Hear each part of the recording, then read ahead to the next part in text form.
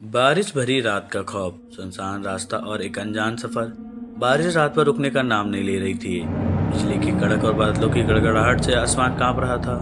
पूरे गांव की बिजली गुल थी और हर तरफ अंधेरा पसरा हुआ था।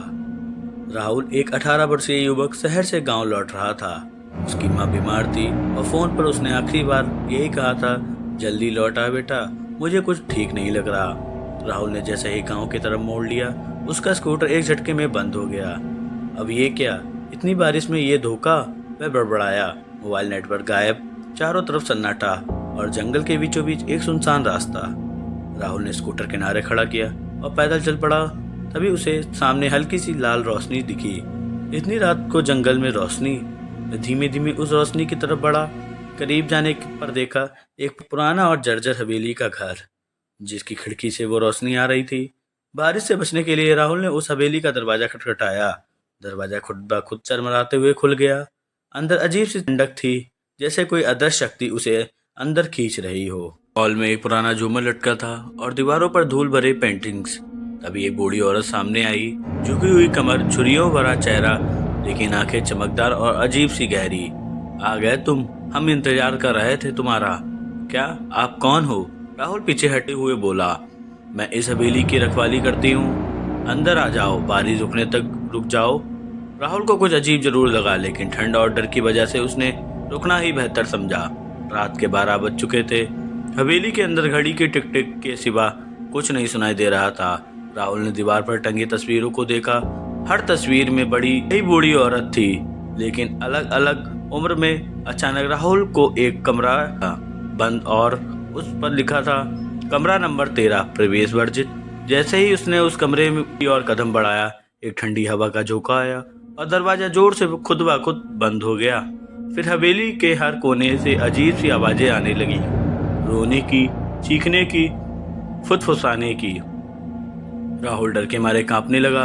तभी वह बूढ़ी औरत फिर सामने आई, लेकिन इस बार उसका चेहरा विकराल हो चुका था। आंखें पूरी काली और मुंह से खून टपक रहा था। तू नहीं बच सकता अब। तो वही है ना जिसकी माँ ने इस हवेली को कोसा था। अब तुझे इसकी सजा तो मिलेगी। राहुल हैरान था, ये औरत मेरी माँ को कैसे जानती है? राहुल की माँ इस हवेली से क्या रिश्ता था? अपने हाथों से अपनी माँ की तस्वीर निकाली। बूढ़ी औरत की जवानी वाली तस्वीर से हूबहू मिलती जुलती। नहीं, ये कैसे हो सकता है? तभी हवेली की छत से एक गुप्त सीढ़ी खुली और राहुल नीचे बेसमेंट में गिर गया। जाके नीचे की दुनिया और भी डरावनी थी। सैकड़ों मोमबत्तियां, तंत्र मंत्र के चिन्ह और एक पुराना दर्पण।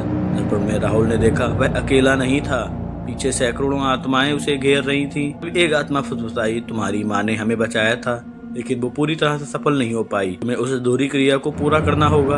बूढ़ी औरत असल में एक शैतानी आत्मा थी, जिसका नाम था त्रिलोक कन्या, जो हर 100 साल में एक युवा आत्मा को अपने बस में पुनः जन्म लेती है। राहुल की माँ एक समय में उसकी शिष्य रही थी, लेकिन जब उसे सच्चाई पता चली, उसने त्रिलोक कन्या को बंद कर दिया इस हवेली में। अब वही त्रिलोक कन्या फिर आजाद होने वाली थी और राहुल को चुना गया था उसका पुनः जन्म बनने के लिए। नहीं, मैं तुम्हें ऐसा नहीं करने दूंगा, राहुल चिल्लाया, लेकिन त्रिलोक कन्या हंस पड़ी। तो अकेला क्या कर लेगा?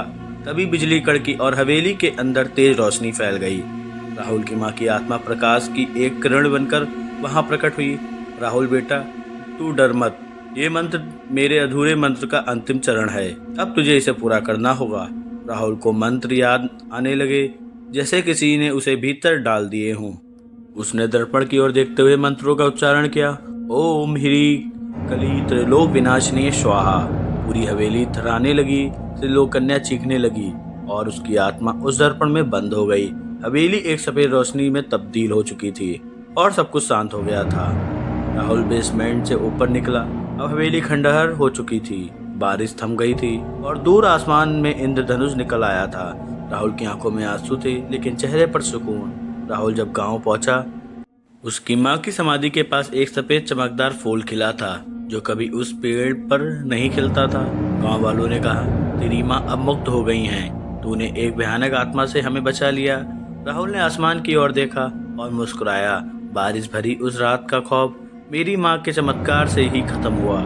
क्या आप मानते हैं कि आत्माओं का पुनः जन्म संभव है? जानिए अगली कहानी में एक और रहस्य, एक और चमकदार पार्ट 2 में। ऐसे ही कहानी देखने के लिए हमारे चैनल को सब्सक्राइब कर लें और बेल आइकन दबाना ना भूलें।